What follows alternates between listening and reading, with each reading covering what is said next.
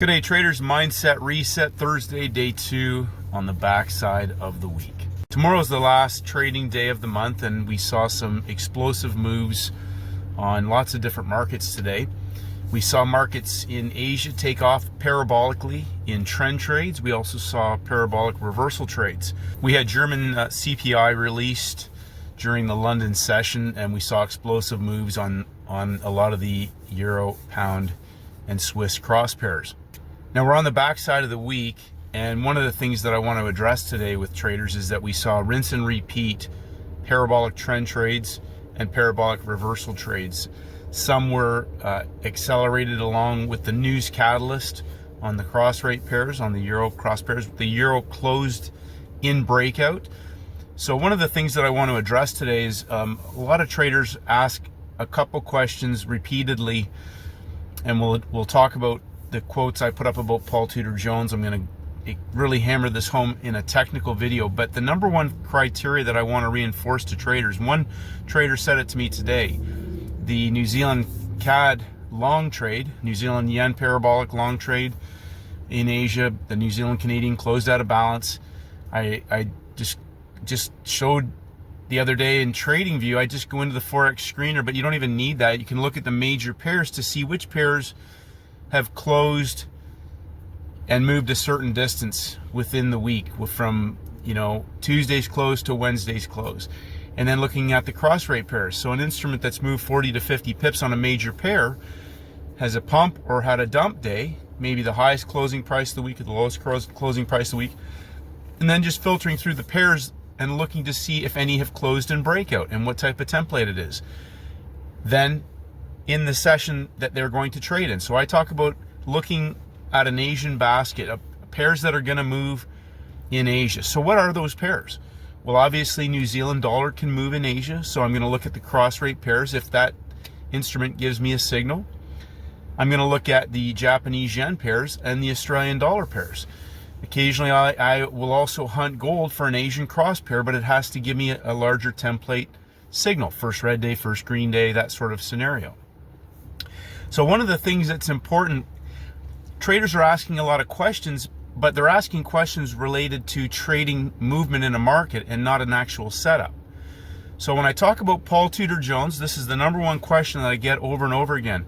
I don't get what that means. Can you explain closing price? It's really, really simple. If you're going to go long, you want your fill at yesterday's closing price, meaning that if the market has closed at this level and the market's going to go higher, we want to be buyers from closing price. If the market's going down and we want to be sellers on that day, on this particular day that has a setup, right? So it's not every day trying to buy and sell, because the markets, as we expand the range, day 1, day 2, day 3 now, we're expanding the range. We're establishing highs and lows of the week, starting at Friday's closing price. Monday closes, Tuesday might close higher, Tuesday might close lower. So now we may have a range between Friday and Monday, the high and low of the week. But when we have a setup heading into the backside of the week for a market that now potentially may go parabolic for a range expansion or reversal, depending on the template and the setup that you have on the day, closing price is the level. Closing price. Think of your entry point as last night's close. It's really, really simple. Train your eyes to move horizontally, which is why when markets have already gone parabolic from the beginning of the rollover of the day, those markets are not on my radar unless they come back to closing price, which we saw gold do. Gold pumped up, the lowest closing price of the week. It put in peak formation lows and auctioned higher in Asia. So it took out the peak formation highs of the US session. One trader said, well, there are higher highs and lower lows all over the place. No, Asia took out the US session highs. And then London took out the Asian session highs and dumped down into the US session. London had the high of day in place inside. Remember, if you're trading inside, you have to have a parabolic setup. What was the setup?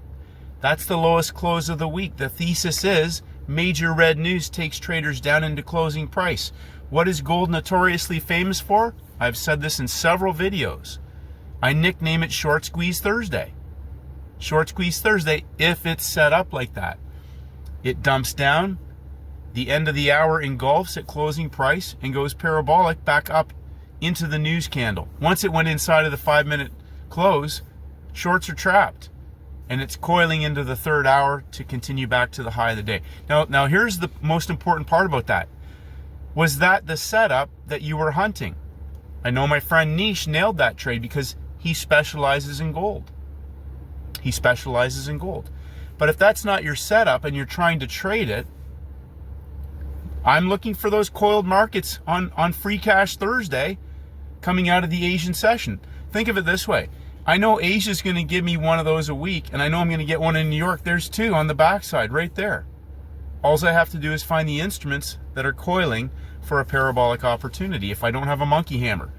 A monkey hammer is a special template that builds into the backside of the week for an all-in collapse. We did not have that. Another excellent question from a trader was, oh, the Russell went down to closing price, but it moved before 10 a.m. My friend Steven trades markets that break out. He trades reversals after they break out and not until 10 a.m. He trades markets that are in breakout for the reversal not until 10 a.m. None of the markets were in breakout today, the indexes. That's an index 10 a.m. rule, okay? None of the indexes were in breakout. They're inside. Differentiate and understand what that means. He trades reversals after they've broken out and not until 10 a.m. They were all inside. S&P and NASDAQ weren't even on my radar. Whenever markets get distended out and I know they're coiling to potentially go parabolic, those are not my setups. That's not what I trade. That doesn't mean that traders can't trade them. Some traders like to just look for those. But that's not what I'm looking for. I'm looking for a market that's coiling to go parabolic. I got that in Asia. Easy money, free cash, explosive range expansion over in 45 minutes, under an hour.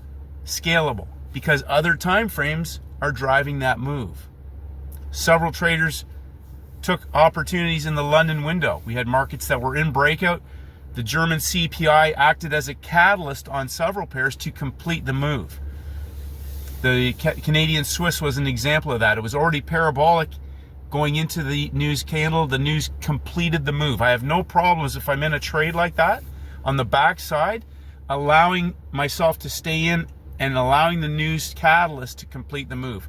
The market had already moved 50% of the range from the London Open. That's my decision in that type of opportunity, because I know that front side, the news will either shift or chop.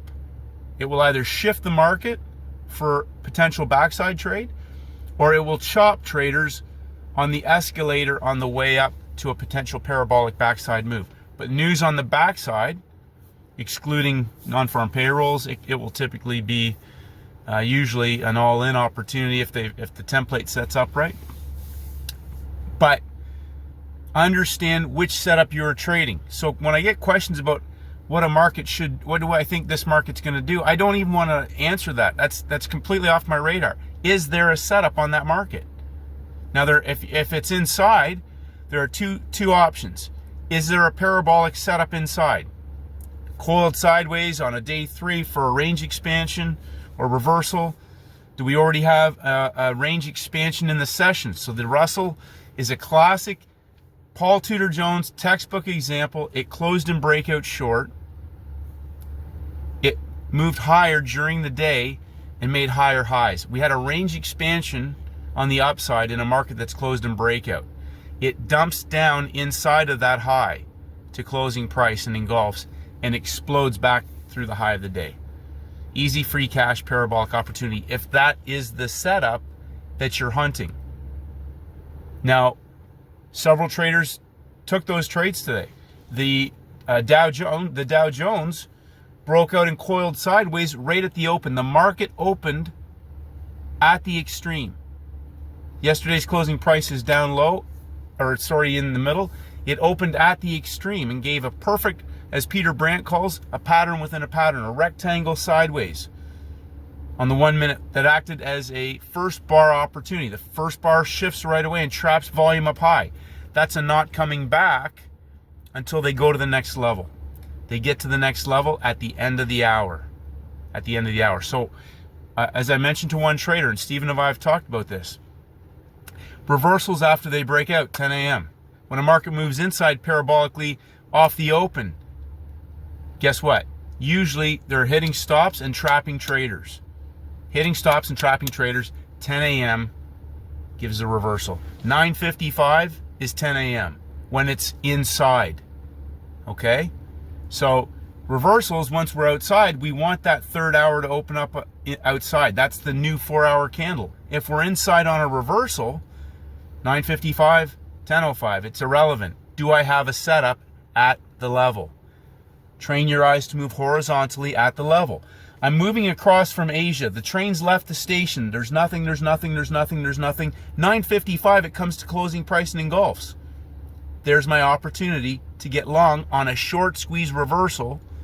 We have shorts trapped. Breakout traders are in the markets. And we've made a higher range expansion for an explosive reversal back through the high of the day. Same thing on the Dow Jones. A higher high. Coil sideways gives a great New York open short. Take the money. We're at the end of the hour. It reverses at closing price, explodes back up. Higher high, dump and pump into the third hour. Now, if that market could have coiled sideways, we saw you'll notice today, and this is why I don't trade these. If this was a Friday, traders may have saw those coiled markets explode and not come back on a Friday. S&P and NASDAQ. But as we see, we're at the end of the month. Don't be surprised. They broke out and coiled. They didn't break out, actually. They coiled right at the high and rolled over. And that's an example of after 1 p.m., a market coiling over and taking all the U.S. session longs that are up high that didn't get out or holding or didn't take the money, just got wiped out, smashed, maybe blown their accounts. I don't know. But my point is this. What setup are you hunting? My friend Steven trades reversals after they break out and not until 10 a.m. He doesn't message me and say, why did this market do this today? Well, why did this do that? And it moved before 10 a.m. so I got in. That's his rules. Do you understand how simple that is? That's his rules. And when it's a monkey hammer, he's all in. And once it clears a level, he pays himself a little bit and walks away and leaves the rest to go to the close. Hold still close. So asking questions about what a market's doing or why it did this or why it moved earlier and all those things, if it doesn't, what is your criteria? If it doesn't fit your criteria, or if you don't know what your criteria is, make it simpler for yourself so that there's no analysis paralysis. I'm not getting in unless it engulfs at closing price and it's the end of the hour. They've already had major red news. Somebody said something today. I didn't want to trade before 10:30 because they had the major red news. Natural gas inventories is not affecting the indexes or gold or anything else or currencies. That's for natural gas. When crude has the inventories released, that's for crude. So I don't even really bother looking at it. And I look at the larger template and then I'll look at it once the news is released if I'm not already done for the day. So the reason why I say that is that the questions you're asking are related to how to trade a market instead of trading your setup. And so that's, again, a mindset shift. So if you're trying to read stuff, you still don't have your setup crystallized. It's so easy for me. Day 3, close. Wednesday's close. Coiled sideways markets, especially going into Asia. There's no major red news most of the time. And usually when there's major red news, there's no setup. or there's a setup, but it's an explosive move, and I don't trade those on those markets. I'm looking for the layup, the easy money. Go and look at those pairs.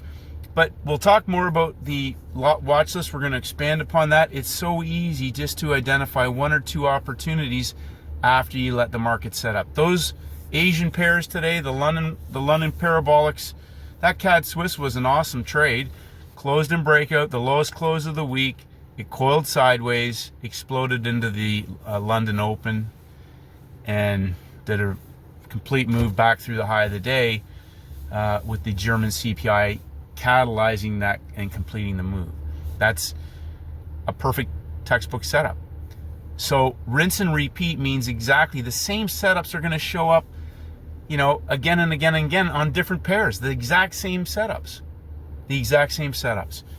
So you have to decide what I'm going to trade today. So like S&P and NASDAQ, not even on my radar, because they're coiling inside on a diagonal parabolic channel. I know they're going to blow, but I don't trade those. I'm looking for the easy trade.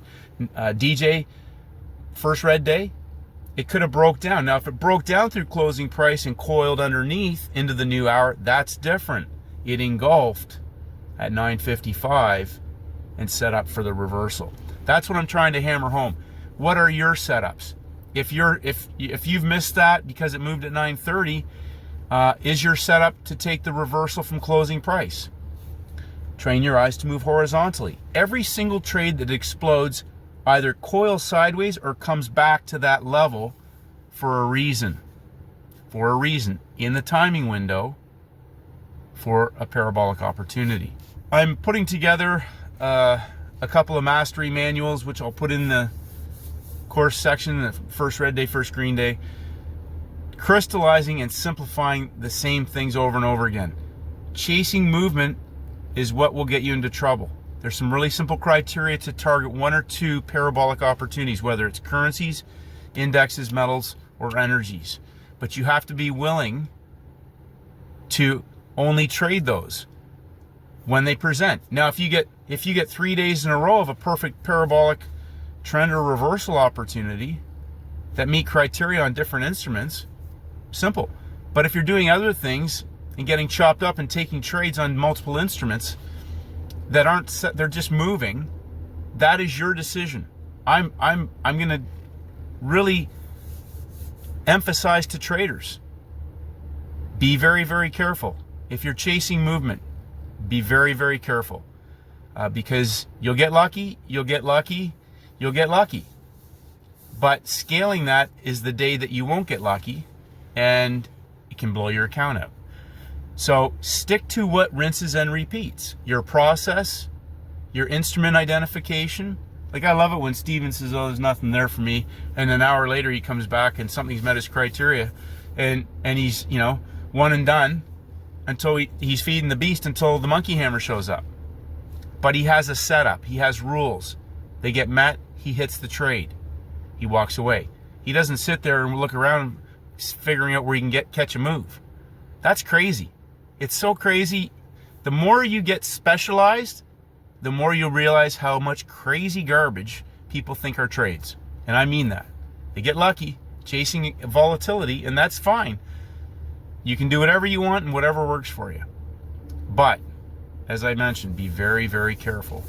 Stick to rinse and repeat, easy money-making trade setups, and then master the process of finding the best ones on the day, if indeed there are any. And if there are setups on other instruments, index comes along and meets a criteria for a feed the beast opportunity, lunch money trade, you hit the trade, you walk away, you be content with coming back tomorrow to find out if your best trade candidate shows up the next day on an instrument. That's why I like Asia, because I'm guaranteed 99 times out of 100, I'm guaranteed a parabolic trade in Asia once a week. And that's a bonus, because we have the other ones in the US session. Feed the beast, feed the beast, feed the beast, monkey hammer. It's that simple. And Asian pairs, we whether it's in a metal, whether it's on a cross pair or a major pair, usually Asia gives a parabolic move that is zero stress, zero heat, and like scalable, because all time frames are driving that move. That's easy money. There's no major red news. That's my thought process. And London gets those too. But I'm not getting up in the middle of the night. I don't even care. I don't even care. Because I know backside we're going to get one or two somewhere. And, you know, 9 times out of 10, we're still going to get a textbook session, 3-session opportunity, whether it's a reversal, whether it's a short squeeze, whether it's a high of day, high of week, New York Open collapse to a closing price, whatever it is. But you have to know exactly what you're hunting. Don't worry about figuring something out. What are the criteria that need to show up for you to pull up that instrument? Now, in closing, I'll say this. Once I have my instrument, I have a main screen so I've got my main ones. I've picked 4 or 5, I put them up, bang, and I close them, and I'm down to 1. That's it. I only have the one chart. I finish that. I'll come back then after and see what my instruments have done, where I've made my levels, my comments, which one's closed in breakout. And 50% of those ones have given textbook opportunities as well. But I pick one. And that's it. I'm done. That's how I am. So if you've got a bunch of charts open and you're chasing movement or you're looking for stuff to get a trade, I'll emphasize to you to stop doing that and get really specialized on 1 or 2 setups, and then just shut everything else down. Like the Aussie dollar is a great example today. The Australian dollar has a relationship to gold. They're a large gold producer, so its chart doesn't have the volatility that gold does, but it shows similar patterns and movements and timings. So there's an easy high of week reversal after major red news, back to closing price, low volatility, easy money. It's not a 250 pip move, but it's a scalable opportunity that rinses and repeats on those instruments. New Zealand dollar, saying they don't have the same volatility, but they give good clean charts. And when you have an opportunity like that, that's a textbook setup. It broke out, it coiled sideways at the high of the week, news candle engulfs with pin high, first bar trade, 5-minute candle, 5-minute chart, basic entry criteria from the playbook, back to closing price. Easy money, zero stress, one and done, walk away. Simple, very simple. If you're still developing your skills, focus on simple stuff. Don't try to trade gold and indexes and oil and everything else. If you're just learning, focus on simple stuff. Focus on mastering the basics. I keep saying this, get some runs on the board. Get some runs on the board. Build your confidence through accomplishment. Build your confidence through accomplishment. Master the process. Master one and done. Master walking away. Master locking in profits. Master executing and managing your risk. Rinse and repeat. Repetition, repetition, repetition. Rinse and repeat. Rinse and repeat. If you're chasing movement all the time, good luck producing your results consistently. It's as simple as that. If you hit the same trade, different instrument, guess what? You're probably going to get consistent results.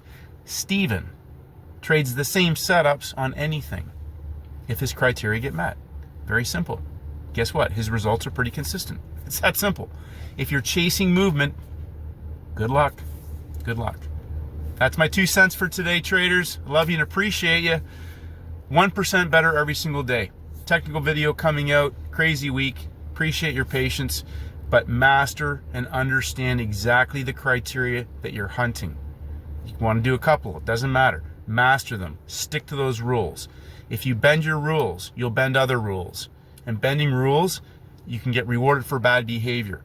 But ultimately, the Grim Reaper will come walking. A great Italian lady told me one time, lovely lady, close to my heart, she said, "Karma does not need your address. She will find you, no problem at all." Have a great day, traders, and may the markets go with you.